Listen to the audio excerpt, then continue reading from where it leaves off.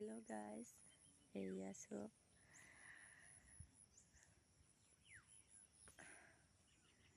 এয়া পানীৰ মাজত ধানডালো শেষ হৈ গ'ল।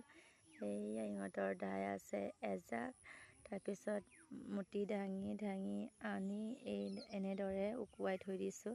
হাজবেণ্ডে বান্ধি আছে ডাঙৰি, এয়া এপাল থৈ দিছোঁ ঢাকি মেলি, বৰষুণ আহিলে দিগদাৰ হৈ যাব বুলি।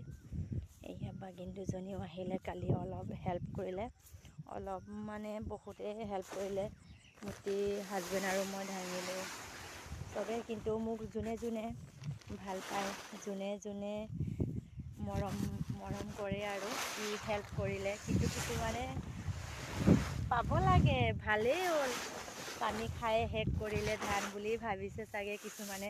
মানুহৰ জীৱনত মানে কিছুমানে ভাবে নহয় তেনেকৈ, হয় নাই? ভাল পোৱাখিনি হেল্প কৰিলে বেয়া লাগিছে চাগে। তাৰপিছত যোনে যোনে বেয়া পায় আৰু মোক ভালেই হ'ল বুলি ভাবিছে চাগে ন।